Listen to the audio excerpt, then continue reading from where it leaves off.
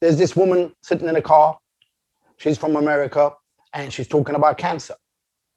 A couple of minutes later, the camera goes over to this guy, and this guy basically survived cancer 3 times. And that got my attention. So I thought, let me contact the guy. I never met him, don't know who he is, just complete random. But I was so intrigued by his story that I decided, I want to interview this guy. I want to talk to him and see what he did that basically other people can learn from. And just because you got cancer, it doesn't mean that you can't carry on and, do things that help you survive and improve your life. So without further ado, I would like to introduce you to my new friend, 3 times cancer survivor, Keith Israel. Hey, bless, brother, bless. I appreciate it. Thank you so much for the opportunity to come and share the story, man, and really hopefully bless some people and give some motivation and some insight on how I got to where I am now. So I appreciate it, and thank you for reaching out. All right, but so let me start first of all by asking you where you're from. Yeah, so originally I was born in Boston, Massachusetts, USA. And of course, growing up in the city, you find yourself getting into as much trouble as you can get into until you kind of mature and you grow up and you're like, listen, I need to change some things. I need to do some things different. And so I ended up moving in 2008 to North Carolina, USA, in Raleigh. And I met my wife, and we got married in 2010, and that's where I now reside now. So I'm originally from Boston, Mass, born and raised. When I was 23, I up and left and came to North Carolina. So while you're talking, there's something about you that reminds me of early day Ice Cube. Have you ever been told that? He was, yeah, because he was one of my guys that I always wanted to. His swagger was like, I emulated that back in my early days of high school, and I used to walk around. Instead of the Chicago cap, I used to have a Boston cap, and I had my little curly fro out like Ice Cube back in the day. So it's fair to say he was a big influence on you. Absolutely. When you told me that you were into music, I just assumed that you listen, you go to the clubs and all that. But now seeing you on camera and I'm seeing drum kits and keyboards, I'm like, yeah, it's a little bit deeper than that, isn't it? Yeah, a little bit, man. I came up in church just like most kids. Mm-hmm. And growing up in church, and it's a family church, you get thrown into a lot of situations. So there'd be Sundays that maybe, a drummer didn't show up, or rehearsals and somebody didn't show up, and they were like, do you know this song? I'm like, I don't know it, but I'll pick it up and try to play it. And so I would pluck and play, and then eventually I got pretty decent at it. Not to say that I'm phenomenal, but I got okay at it enough that I, had a little bit of a career back in Boston. And so I just, now it's kind of a hobby to me. So it's what I do for fun in my spare time. We'll come back to the music thing, but let's move on to the reason why we actually started this conversation in the first place. Now, when did you find out first that you had cancer? So 2017, just going about my business, working, providing for my family, my wife, and just every day happening. And then I started to catch these pains, and the pain started just kind of in my rib cage, and it would move to my back. And so it just became more frequent.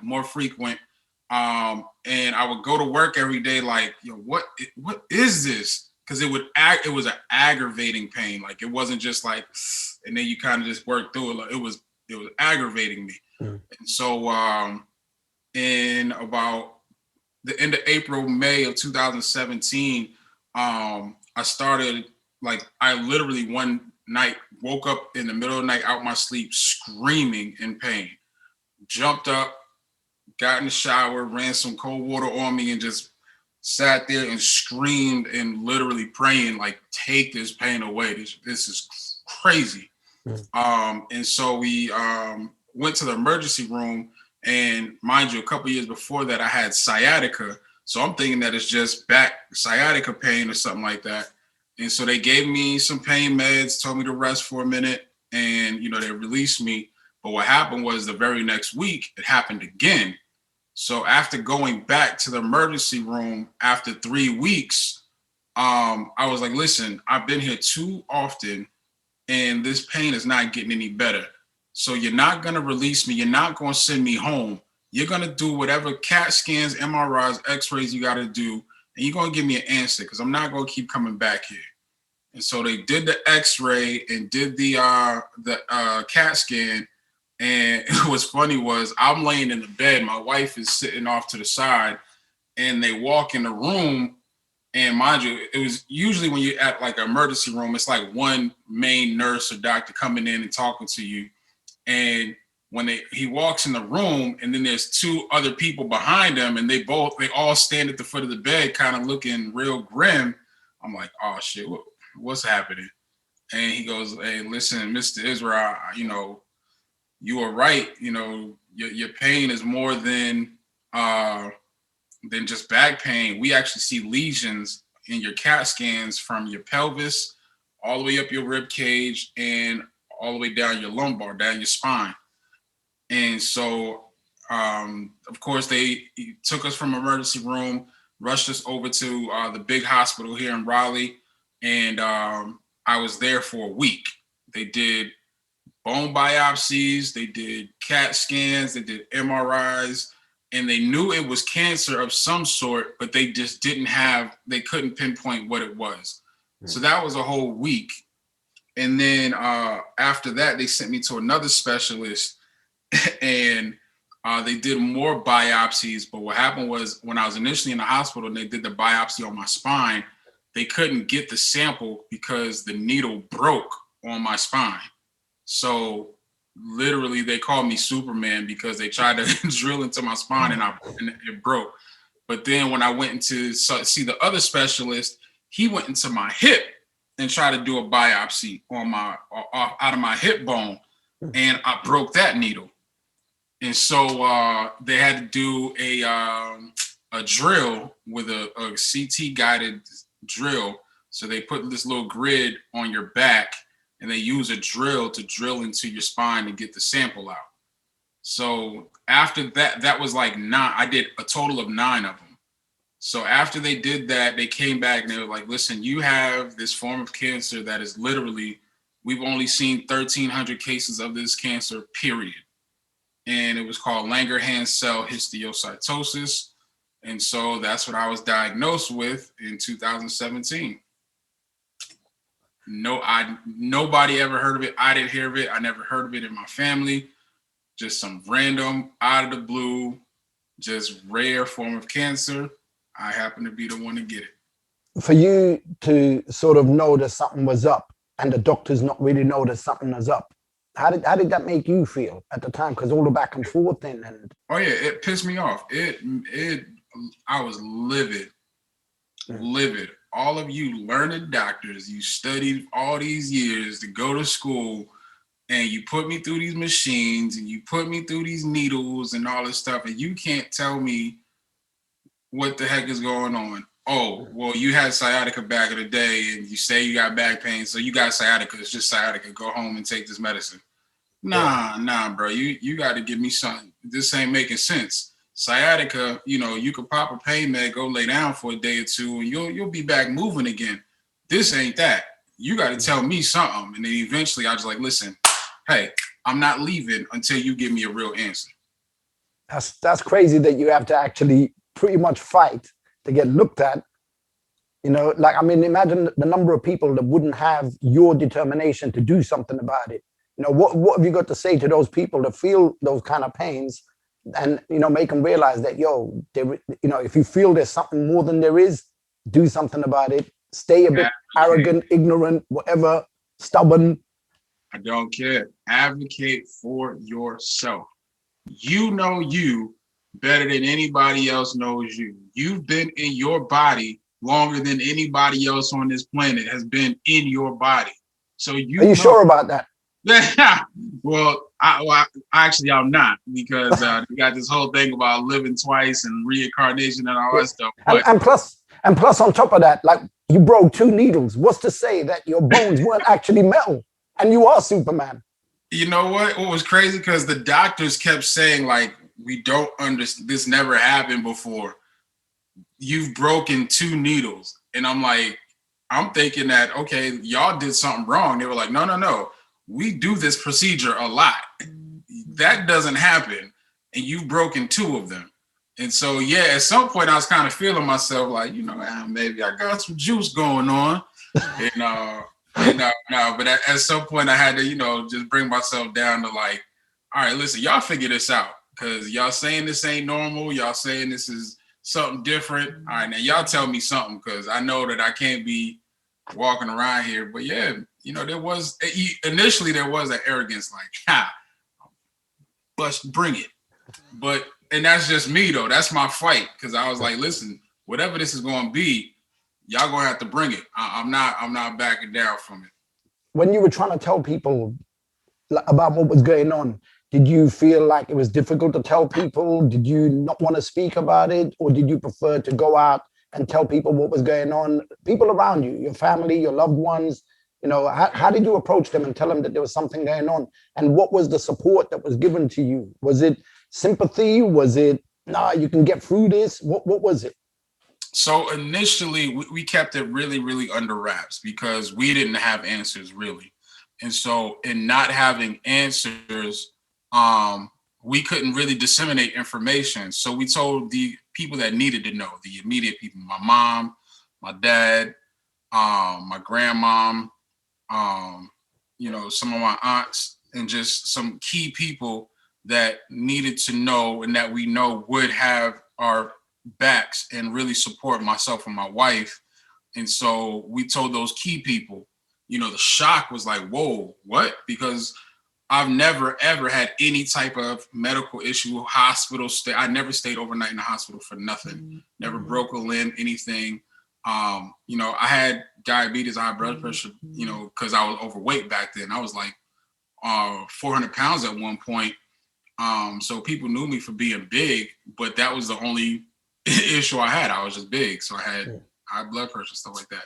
So when people seen that, oh shoot, Keith's in the hospital, this got to be something crazy. You also just said that you had diabetes. Does that mean you don't have diabetes now?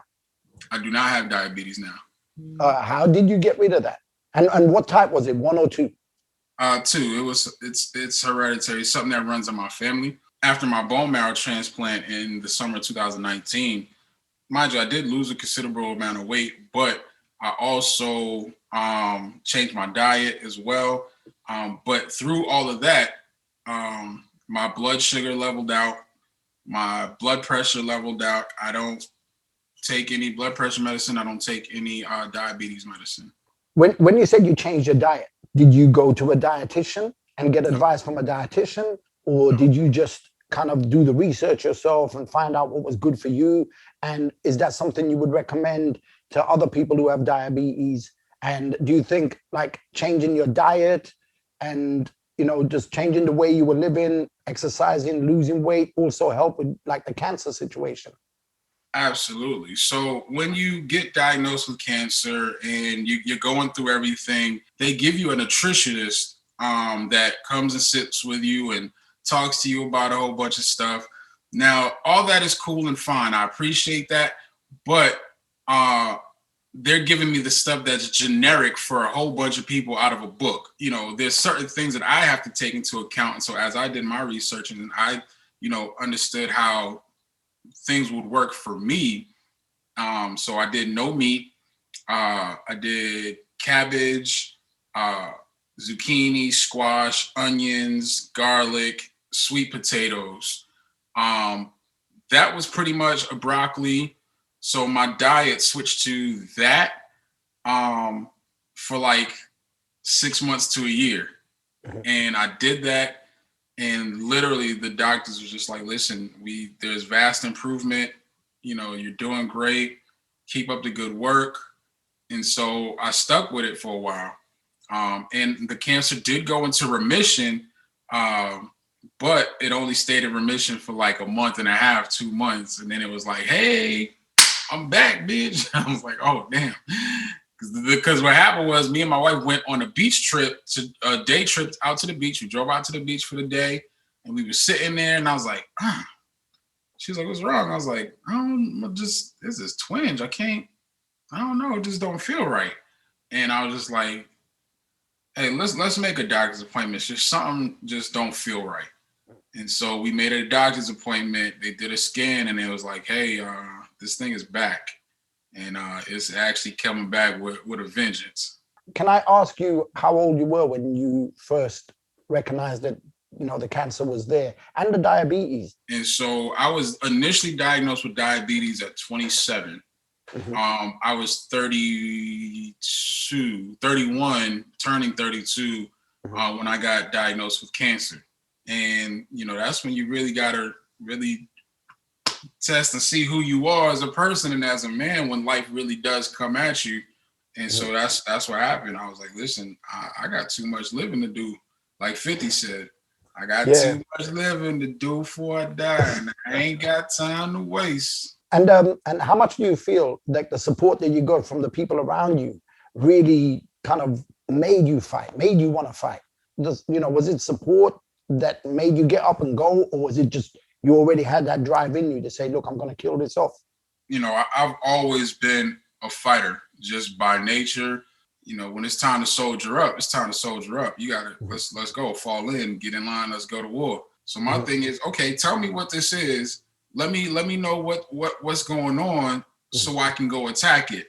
It's like when somebody comes and, you know, you in the park and they slap you and run off, and you go to, hey, who was that? Do you know him? And they be like, oh, that's Junior from up the street. Now you got a name, and now you know he's up the street. So what do? Hey, time to ride, brothers. Let's go. You go find Junior up the street. Hey, you gonna slap me and run? That's what it was with the cancer diagnosis. It's like, you gonna interrupt my life? You gonna try to take me out? Oh, let's go. Come on. Step out in the street with me. We got to handle this business. You got to catch these. Now you've just been diagnosed for the second time. When was that? The first one was in 2017. When was the second time? And in October of 2018, we got the results of those tests back. So the results of the test is that the Langerhans is back. It looks like it's a lot more aggressive. You know, so we'll have to make some decisions. And we told them, we're like, listen, we planned this cruise, and, you know, I'm not gonna miss this cruise. So we'll deal with whatever we got to deal with when we get back. We're gonna go on a cruise. We're gonna take a week. We're not gonna think about it. We're gonna have a good time. When we get back, we'll make some decisions and we'll let y'all know. And actually, 2019 in June, my baby sister was graduating high school. Now, mind you, in October, when I told her that this thing is back, I promised her, she was, you know, bawling out, crying. She was actually in school. And I picked up the phone. I said, listen, I'm not going anywhere. I don't care what happens. I will be standing there in that graduation, in the stands, screaming your name when you graduate high school. That is my promise to you. And so that was another reason that I had to fight, because I made a promise to my baby sister that when she graduates high school and walk across that stage, I'm gonna be standing there in that audience screaming her name. You had an option to deal with it there and then, or go on your cruise and then kind of deal with it when you got back. But it was only a week difference. Do you think in other people's situations, maybe that week difference could make a difference to whether they deal with it properly or not? Headspace. Headspace. You know, even boxers, before they get into the ring and go fight, there's a moment, there's time of preparation where they have to relax, they have to decompress, they have to get themselves in a completely relaxed, calm state to go to war, to get ready to fight. This had no effect on what was going on while we were on that cruise. We went and balled out, had a great time, as if nothing was going on. And then when we got back, we laced up the gloves and, you know, we got ready to do what we had to do. And you probably spent $100,000 on, like, you know, in the casino on the cruise as well, right? Easy. I've seen so many Americans doing that when I was on a cruise. Easy. I think I could have bought a whole nother truck off the money that I blew in there. Okay, so hypothetical question. Yeah. Would you rather go through cancer again or lose $100,000 in the casino?